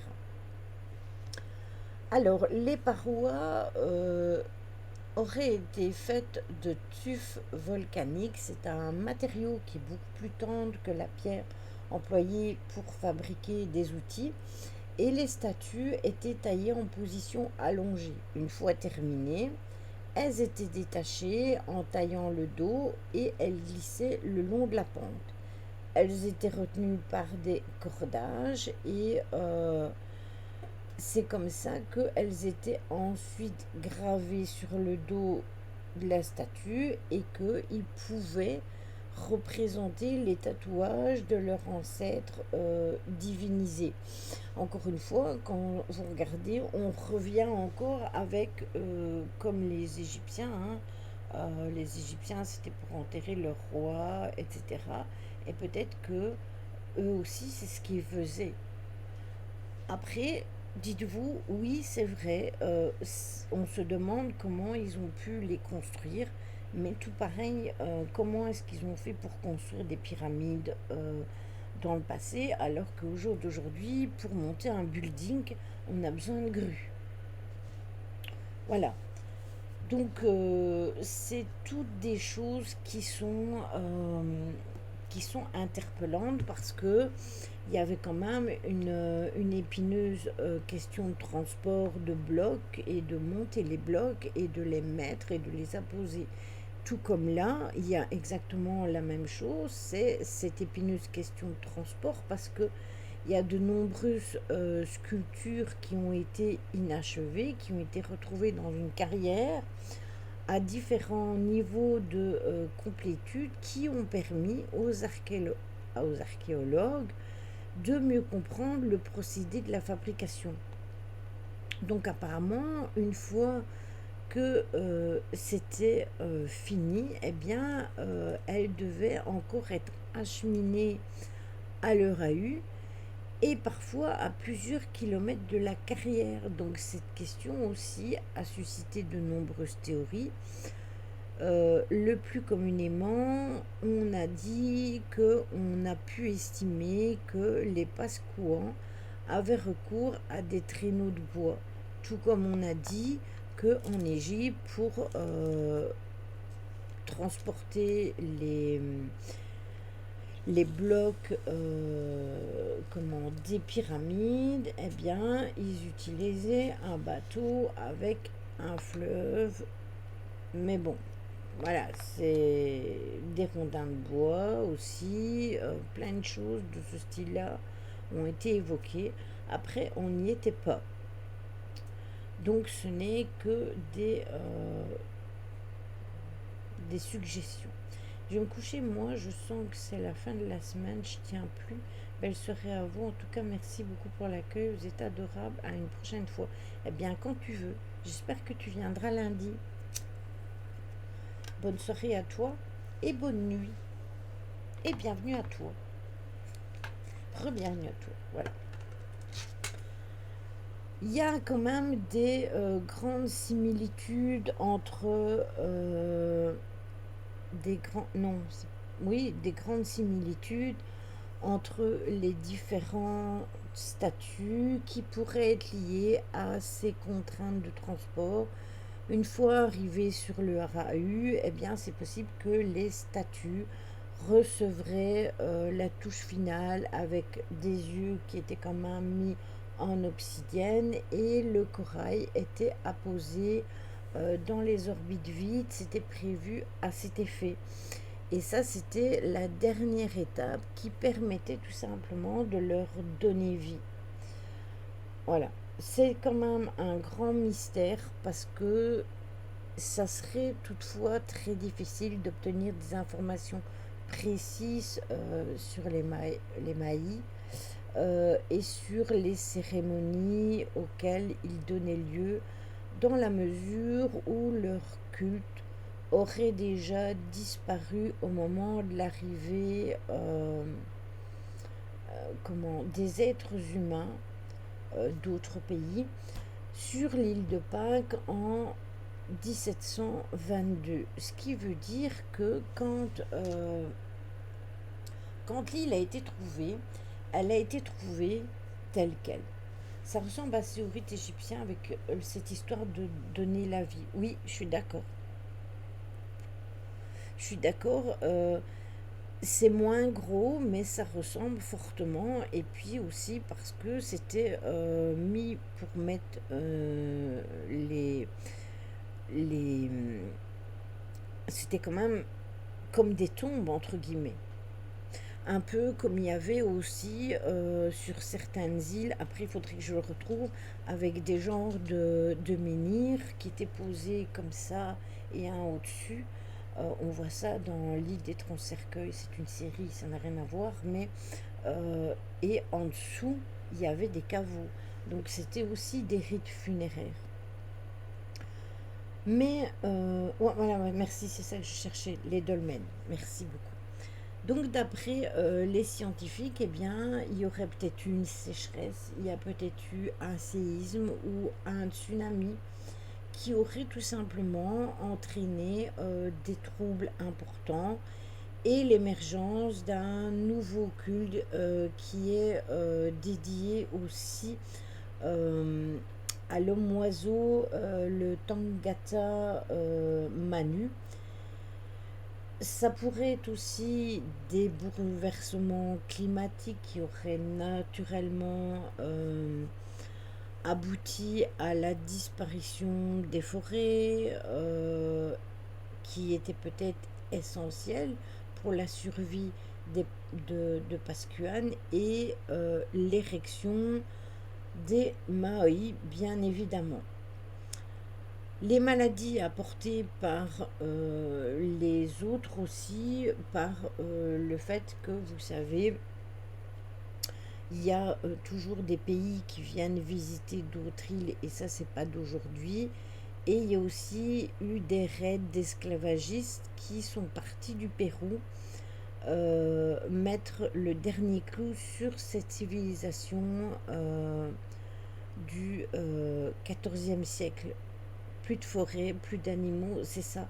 En fait, apparemment, il reste plus rien sur cette île qui peut justement apporter la vie, tout simplement.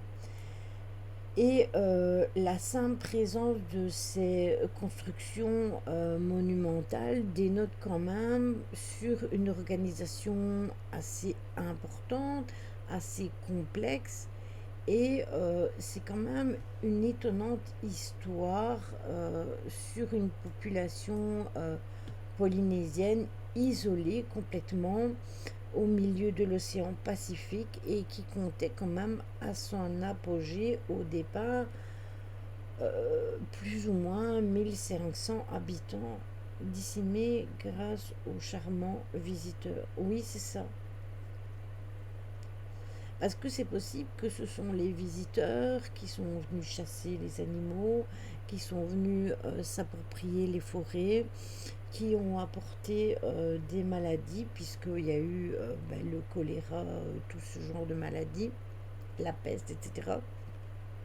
Et qui sont tout simplement venus avec leurs esclaves et qui auraient contaminé l'île Et une fois que l'île a été contaminée, eh bien, tout le monde aurait quitté l'île et au final, eh bien, il n'en resterait que les statues, tout simplement. C'est ça.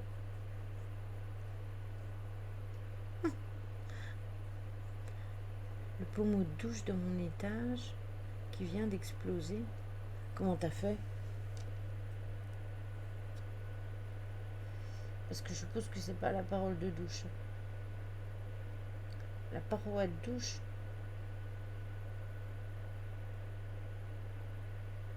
Paroi? Comment c'est possible ça? La chaleur? Peut-être. D'ailleurs, je vais boire un coup.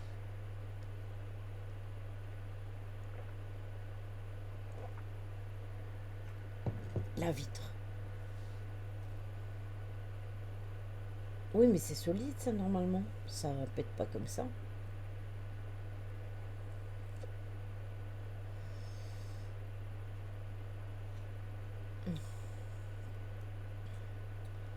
Ah bien. Qu'est-ce qui se passe chez toi?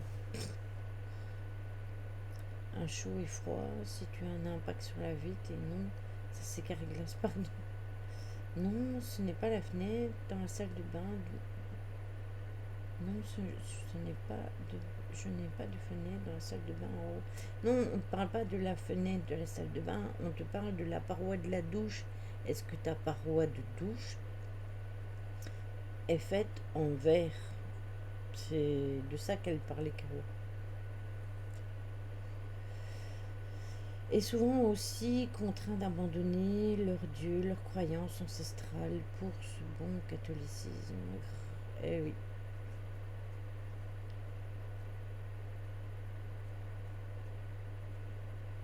Ah, c'est possible hein, qu'elle ait travaillé chaleur, chaud, froid. C'est bien possible. Hein. C'est bien possible. Bon, je vais vous passer la petite vidéo. Tac, on repasse là. Il faut que j'aille l'ouvrir. Elle est là. Tac, elle est moins longue que l'autre. Elle est un peu moins longue que l'autre, vous verrez, mais je trouvais ça très intéressant. Voilà, je coupe le son de mon micro.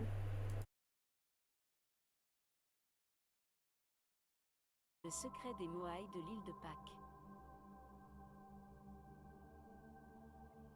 Le secret des Moaïs de l'île de Pâques reste l'une des énigmes de notre histoire, qui a suscité de nombreuses spéculations et théories au fil des temps.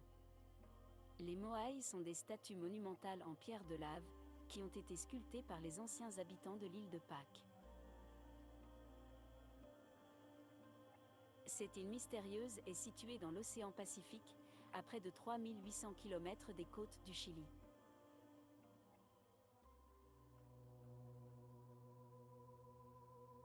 Bien que les détails précis de leur fabrication et leur transport restent un sujet de débat, on pense que ces statues ont été érigées par la civilisation des Rapa Nui. Ici, l'on parle d'une civilisation se situant entre le 4e et le 6e siècle après Jésus-Christ. D'aucuns disent pouvoir la placer au plus tard, vers les années 1200.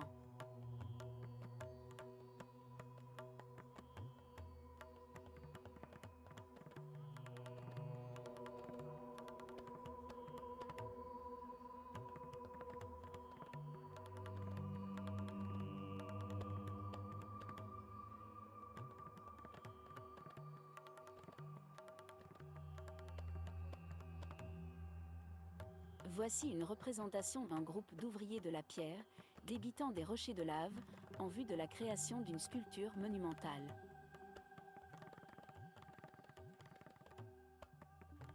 Ce qui est troublant, c'est une certaine similitude avec les statues de Göbekli Tepe en Anatolie, notamment dans le positionnement des mains, visuel à votre droite sur cette image. Mais cette civilisation datant de plus de 20 000 ans avant Jésus-Christ rend tout à fait improbable toute idée de communication entre ces deux peuples. Ces statues pouvaient atteindre plus de 30 mètres de hauteur et pesaient des dizaines de tonnes. Ce qui rendait leur déplacement quasi impossible par des simples hommes, même en bonnes conditions physiques. Leur transport et leur élévation extrêmement difficiles nous posent dans ce cas d'espèce des questionnements multiples. Plusieurs théories ont été avancées pour expliquer comment les Rapa Nui ont réussi à sculpter, déplacer et ériger ces énormes statues sans utiliser de technologie moderne.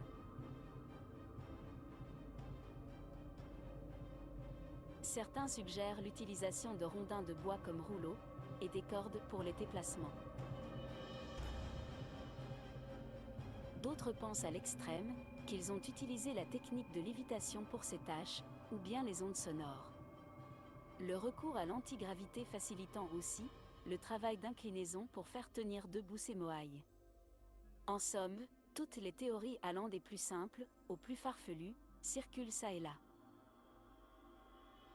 Il reste à souligner que certaines de ces statues ont été retrouvées à moitié enterrées, mais dans leur majorité de cas, elles ne regardaient pas vers l'océan ou son horizon.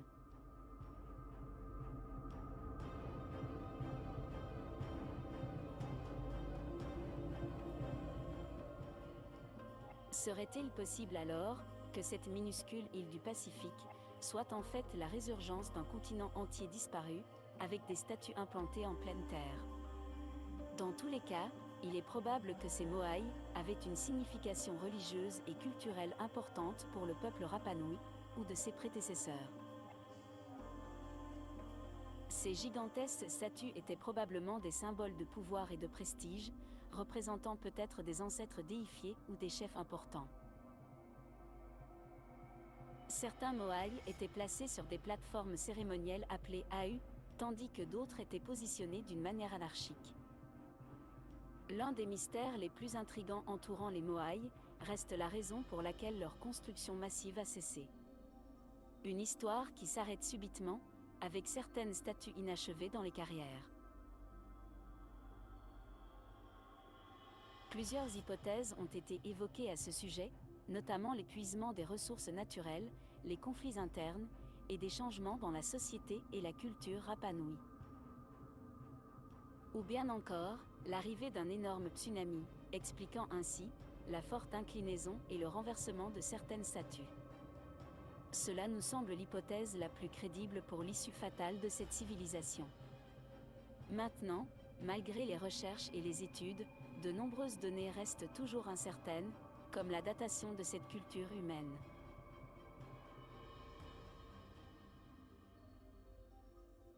En fin de compte, le secret des statues de l'île de Pâques et du peuple Rapa Nui reste toujours enveloppé dans l'histoire et les cultures perdues des anciennes civilisations.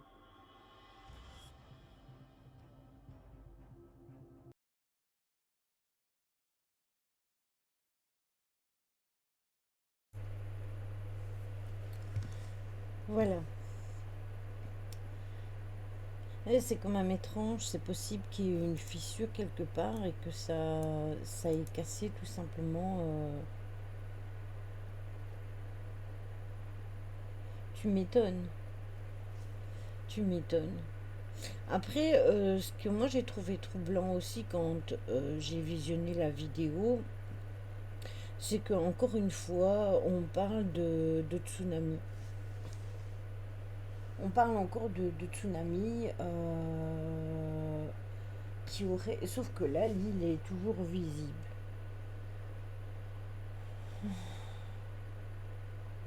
Oui, c'est ça. Le secret reste entier, même si c'est passionnant. Je suis d'accord avec vous. Euh, on ne saura peut-être jamais le pourquoi du comment. La lévitation, j'y crois pas trop. Écoute, moi non plus. Après, on a parlé aussi. Oui, c'est ça, Caro. On a parlé aussi, mais ça, c'est encore autre chose, et ça rejoint une théorie ufologique où ils auraient eu l'aide tout simplement d'une autre civilisation extraterrestre qui les aurait aidés tout simplement à placer les statues. tout comme ça a été évoqué aussi pour les pyramides aussi. Donc voilà. Ça, on ne le saura jamais. Je ne vais pas creuser là-dedans parce que le live d'aujourd'hui n'est pas sur l'ufologie, mais il y a beaucoup de choses qui sont assez interpellantes et assez proches les unes des autres. Après, oui, franchement, c'est vraiment la théorie du tsunami qui est vraiment la plus proche, tout en sachant qu'il y a eu des maladies, il y a eu les invasions des êtres humains, les esclaves qui avaient des maladies, qui les ont refilées aux gens qui y habitaient, et après, peut-être tout simplement qu'il y a eu un tsunami et que c'est ça qui peut expliquer qu'il y en a qui sont tombés, qu'il y en a qui sont debout, qu'il n'y a plus de forêt, qu'il n'y a plus d'animaux, etc.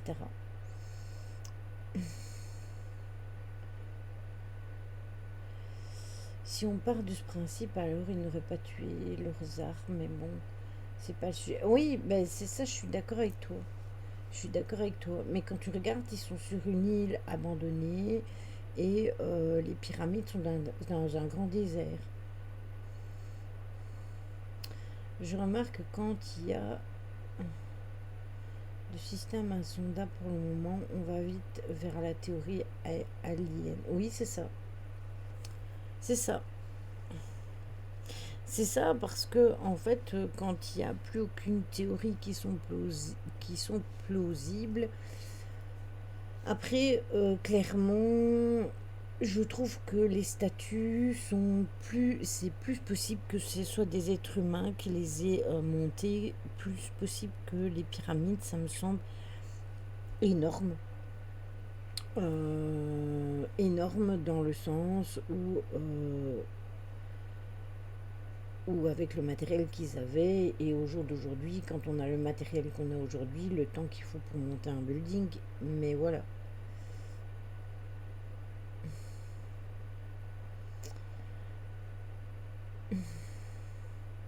Donc on aura peut-être la réponse à notre question un jour ou pas du tout, hein.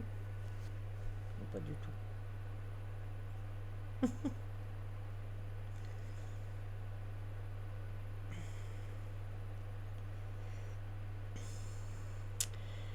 Donc voilà, ça c'était pour les îles de Pâques et les statues. Et le dernier sujet concernait la cité des morts du Caucase en Russie. C'est un ancien lieu de quarantaine. A-t-on vraiment besoin de faire disparaître tous les mystères? Oui, c'est ça. Ou est-ce qu'on a vraiment besoin de tout savoir? Peut-être que c'est mystérieux et que ça doit le rester comme ça. Donc en fait, si vous pensez que les mesures de quarantaine sont récentes, en fait pas du tout, parce que quand on va au village de Targav en Ossétie du Nord, eh bien il faut savoir qu'à l'époque de la peste, les habitants de leur vivant auraient dû s'installer dans une nécropole locale pour attendre leur fin.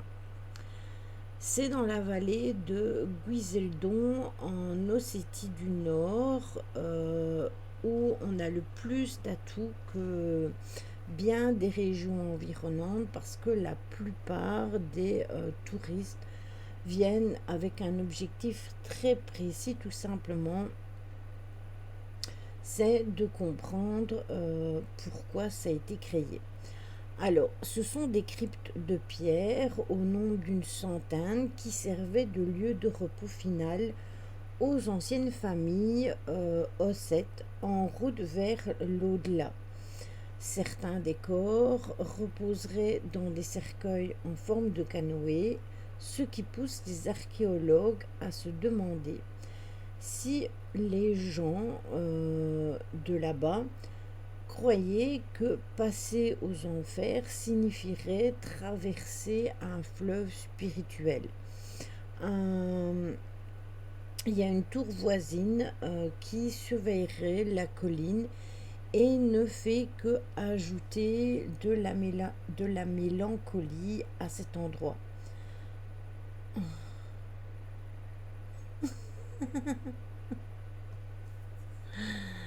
C'est ça, c'est vraiment ça, Caro. Et il s'avère que la nécropole d'Arcave aurait servi plutôt autrefois d'anciens sites de quarantaine. Alors, les cryptes se dressent depuis longtemps sur la colline. Euh, Elles sont plus ou moins estimées entre le XIVe et le XVIe siècle en tant que site de commémoration des anciennes familles du village.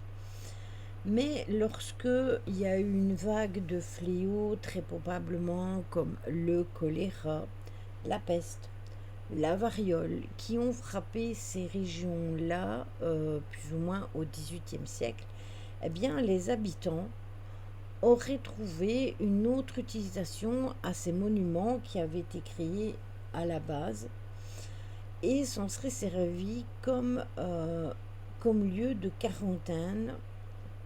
Et c'était devenu, quand les maladies étaient trop fortes, eh bien, ça devenait une question de vie ou de mort. Et du coup, les familles riches ont construit des structures pour abriter leurs propres malades, tandis que les pauvres et les personnes affectées se rendaient tout simplement à Tarkov pour vivre dans les cryptes.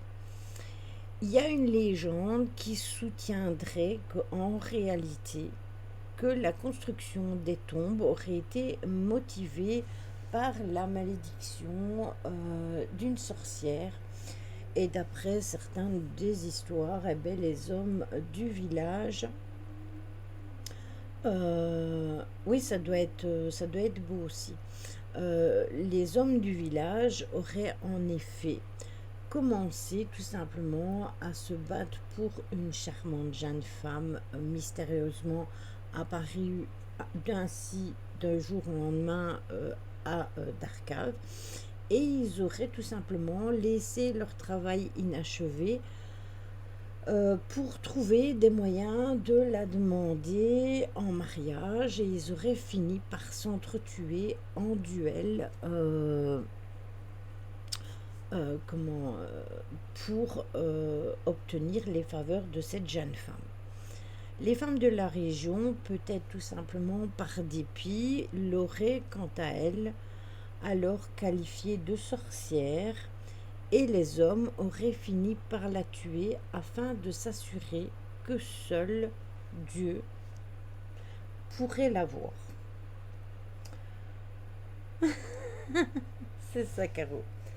Malheureusement, ce qui s'est passé, c'est que le fléau a en conséquent bientôt frappé toute la vallée et potentiellement on a dit que ça pourrait être une punition pour leur péché et que même le sol aurait refusé d'accueillir les nouveaux morts.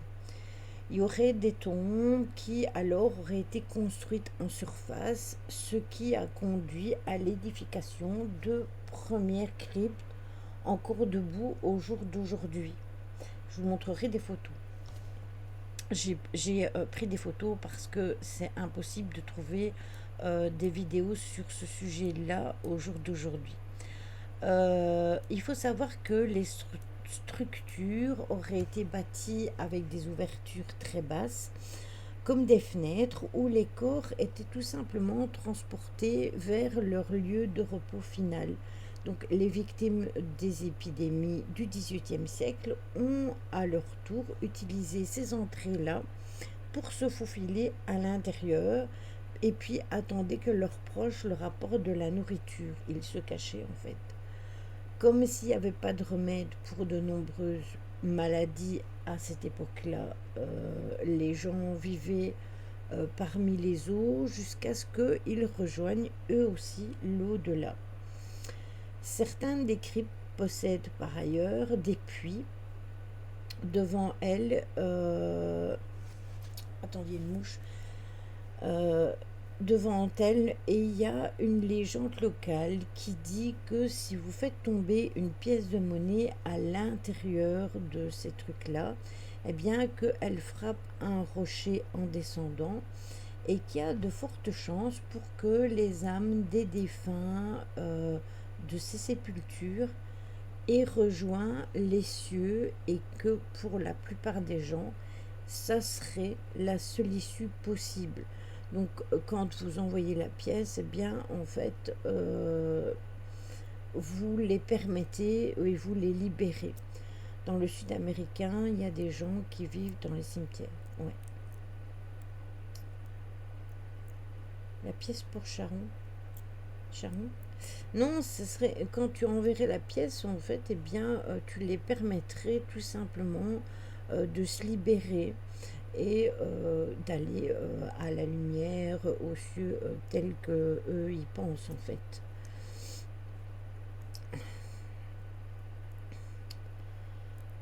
Mais c'est vrai que ouais, c'est vrai que ça y ressemble un peu à la pièce du Charon.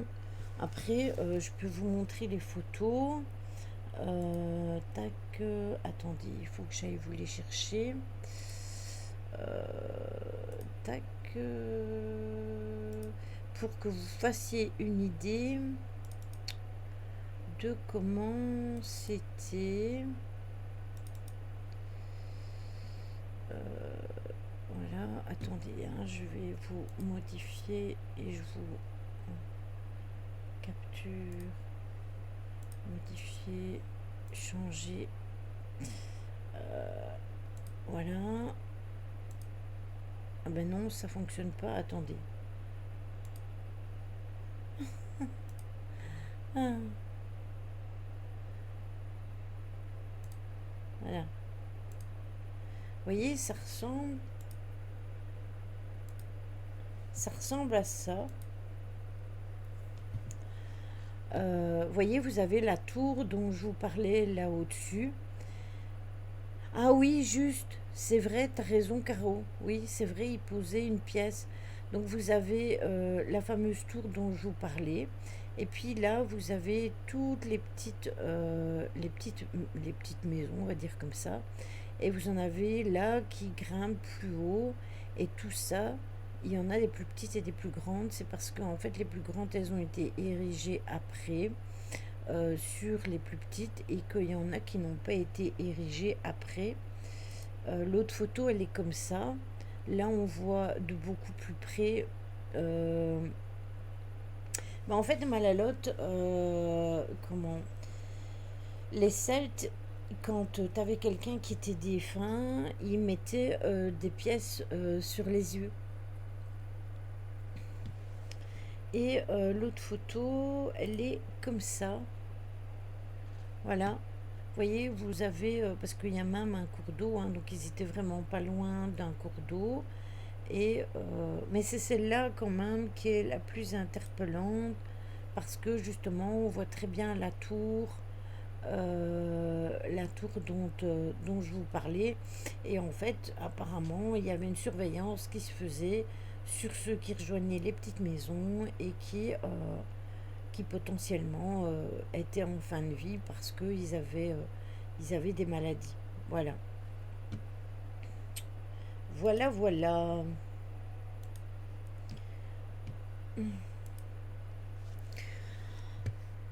Dans plusieurs civilisations, les pièces sont pour le passeur. Oui, c'est vrai. C'est vrai. Et je ne sais pas pourquoi. Je sais pas pourquoi c'est étrange, parce que après ouais, c'est vrai que dans certaines civilisations, c'était souvent utilisé. Donc voilà, voilà. Eh bien, on est arrivé au bout des thèmes que je voulais aborder. T'as bugué, Caro? Re. Est-ce que vous avez eu un bug? Après, ça change, Malalote, hein.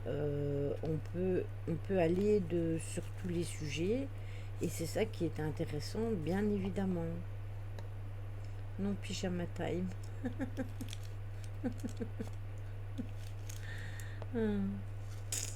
Donc voilà, voilà. Et puis ben, pour ceux qui connaissaient, mais qui voulaient en savoir plus, ben, ça vous a permis de vous arrêter dessus aujourd'hui. Et pour ceux qui connaissaient, eh ben, ça vous a apporté de nouvelles informations, tout simplement. Voilà, voilà.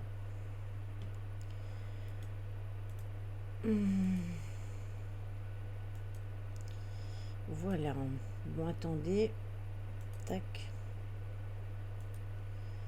Je fais un truc.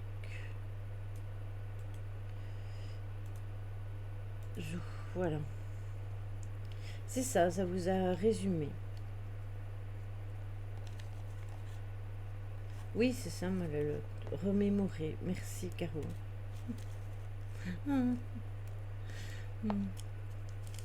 Merci beaucoup.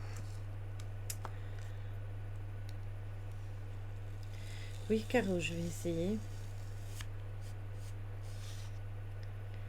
Je vais essayer.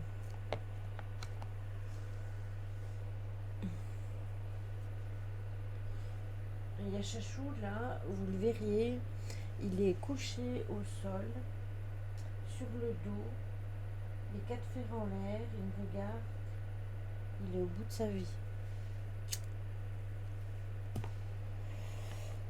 Bon, alors, je devais vous dire aussi un truc. N'oubliez pas que la semaine prochaine,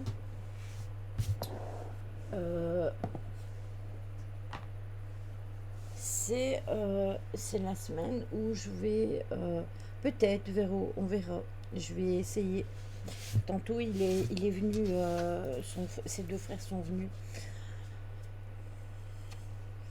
Hier j'ai laissé un peu poser les choses parce qu'il faut déjà s'occuper d'un. Donc là maintenant il est dans la maison, il a l'air de se débrouiller. Donc maintenant on peut passer à la suite.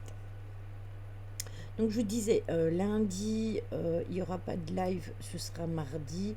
Je vous le mettrai dans le programme parce que c'est le jour de mes courses, comme tous les mois. Et du coup, ça devient trop compliqué pour moi de faire les lives le lundi quand je fais ça parce que je suis crevée. Donc du coup, on fera, excusez-moi, le live mardi. Je vous tiendrai informé. Je verrai avec Mimi quand on va en enquête, si on va vendredi prochain ou si on va mercredi. Et alors je ferai le gaming vendredi, on verra. Et je vais mettre le timecode sur l'enquête, la dernière enquête qu'on devait encore analyser parce que je l'ai terminée. Mais j'ai oublié de mettre le timecode. Et c'est pour ça qu'on ne l'a pas fait aujourd'hui. Et aussi parce que je n'avais pas prévu de faire le live à 20h, comme quand on fait le train du soleil entre en gare, il va falloir le prendre, Lily. Le train du soleil. Ah, du sommeil. Donc du coup, on va faire le raid, on va aller chez papa. N'hésitez pas, si vous avez besoin de me faire un message ou quoi sur Discord, je vous réponds toujours quand je suis disponible. Si vous avez besoin, je vous fais des gros bisous. À mardi du coup. Et prenez soin de vous et passez un bon week-end.